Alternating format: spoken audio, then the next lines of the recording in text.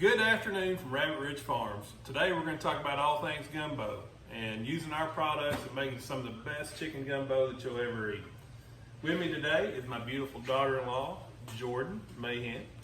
Jordan is a speech therapist by trade, and she has been furloughed from her job, and she has been at the farm helping us for a few weeks. So if you've been to the farm, you come into the great hall and it's got all the tables and chairs and all that.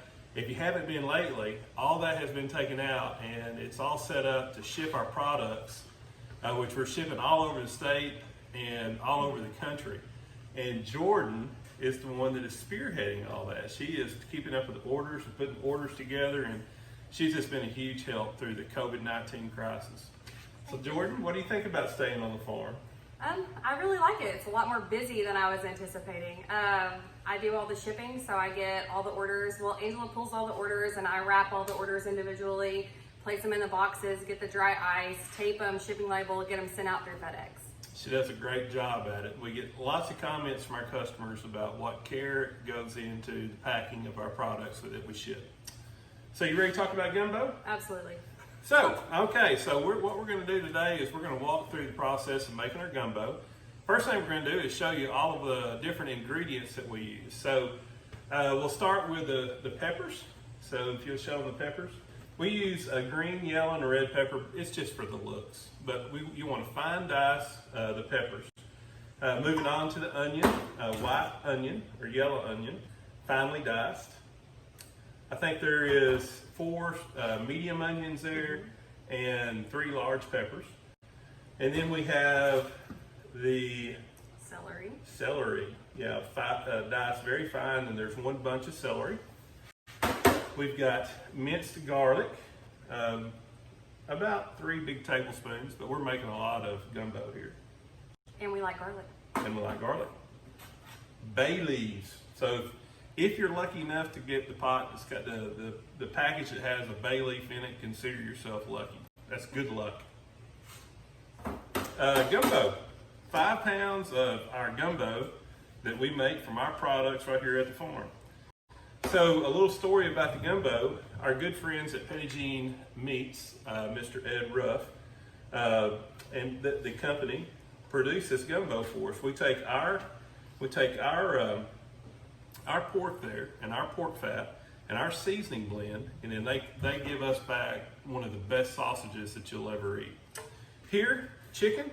I don't know how many pounds that we have here, but it was a lot. It was a lot. A lot of packages. Yeah, and one thing about the chicken is you want to make sure that you use a good combination of dark meat and white meat. You know, gumbo was created as a pot just to kind of throw all your stuff in. And today we're making a chicken and sausage gumbo.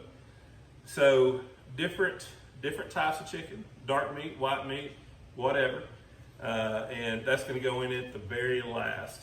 Another thing we don't have out here is our Tony Sacheries.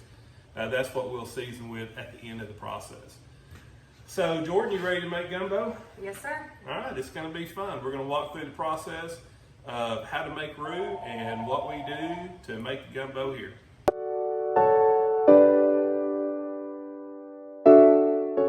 So Jordan, are you ready to start making the gumbo? Yes, sir. So the most important thing with the gumbo is the roux.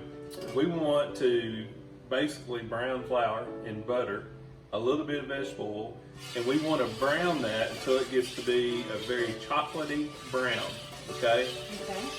Much darker than what you would say a white gravy or anything like that. This is the number one thing about a gumbo, is getting this roux right. So what we've done here, Jordan has cut up about 2.5 pounds of butter. We've taken a little bit of vegetable oil, added to the butter. We're getting it hot right now, and we are ready to put in the flour. So Jordan, you want to just kind of sprinkle the flour in.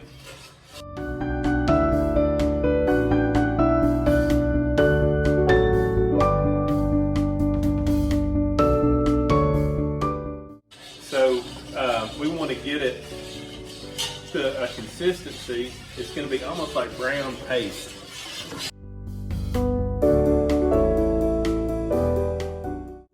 Okay, so the flour's in. We've got our butter, our oil, no seasons. All we have done here is flour, butter, and oil, and it's time to brown it. And this is where patience is going to come in, because this could take 30 minutes. Oh man. Jordan, you can't burn the roux. Okay. If you do, it's going to be runny. Okay, that's a lot of pressure. It's just going to be a lot of stirring. I bet she does a good job. Okay, so we're going to come back in a few minutes. Let this roux start changing colors.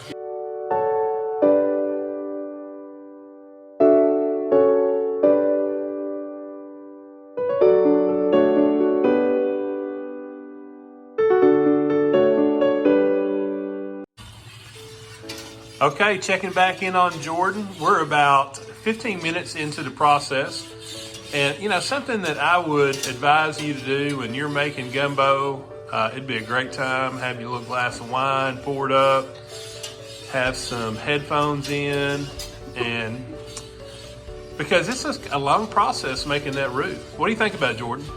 I'm just trying not to burn it. I don't want to ruin it. She's doing a fine job. We're over medium heat, and we continue to stir it. We can see how the flour is changing color and getting browner and darker and richer. All right, we're gonna check back up with you in just a few minutes, okay?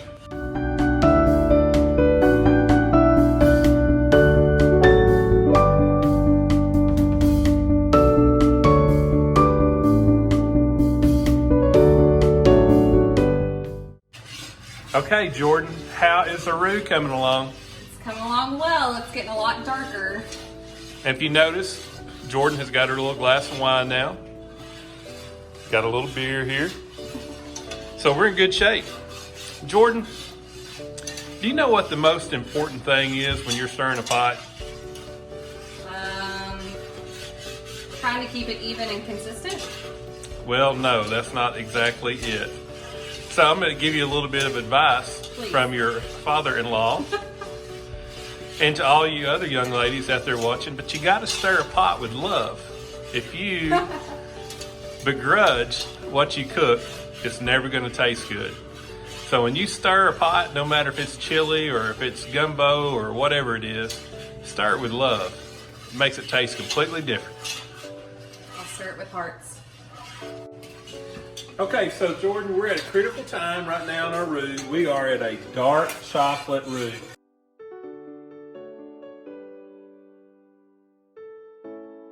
So this is very critical. Our roux, a butter and flour roux is going to smell like buttered popcorn, doesn't it? It does. All right. So we are ready now to start putting vegetables in. Okay, so we're going to go first with the onions. Keep stirring, baby. See how it changes the roux? So now we're going to put in our peppers. They got thicker. Yeah, very thick. And we're going to put in our celery. And now we are going to sweat this down until we get the vegetables sweated to the point that we're ready to go with our garlic. Now notice we didn't put our garlic in now because if we did, we would toast the garlic and we're going to change the complete flavor of the gumbo. So let's go ahead and get that sweated down and we'll come back to you. Got the vegetables in the roux, the onions, the celery, and the peppers. And you can see now this roux is just black and toasty. And we're going to sweat these vegetables down for a bit. And then we're going to go in with the garlic. Okay, so here we are. Jordan has got these vegetables just almost sweated out in this roux. And she's ready to put in the garlic. Very critical thing out here. You do not want to add the garlic at the same time as the other vegetables because the garlic will cook faster and it will completely change the flavor of the roux if it overcooks in it. So you want to go ahead and put the garlic in it, Jordan? There you go. Just reach up in there and just knock it out. There you go. Okay, so now we're going to stir the garlic in. And then we're gonna watch those pieces of garlic, and when they start to turn,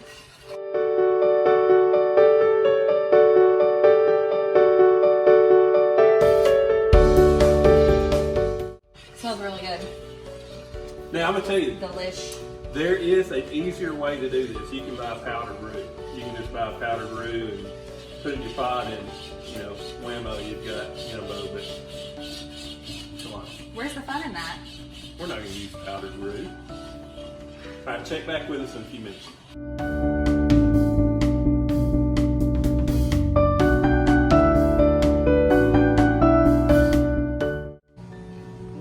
Well, Jordan, your first pot of gumbo, it's done. Now the fun part comes, we get to eat it. So kind of recap what happened from the last time that we showed you some video. We basically just let this simmer for about 3 hours with the andouille. Set it in the refrigerator overnight, and that way we can pull whatever grease that's on the top, we can pull it off. Put it back on the stove, we bring it back up to temp. Then we want to add our chicken. So we've got a finished product. You want to try some? Absolutely. Let's scoop some out. Let's see what it looks like. Ooh-wee. That looks good. So that's going to go over a bed of roasted Family Farms rice. I'm going to tell you, folks, if you don't think there's a difference in rice, you haven't tried roasted Family Farms rice. So I enjoyed this. It's been fun. What are we going to cook next? Oh, I don't know. I'm sure we'll find something. Let's do some red beans and rice. Oh, I love it. I love rice, so that's up my alley. Jordan is a rice fanatic. Anything that goes on rice, she likes. Yeah, this is gonna be phenomenal. I've enjoyed it.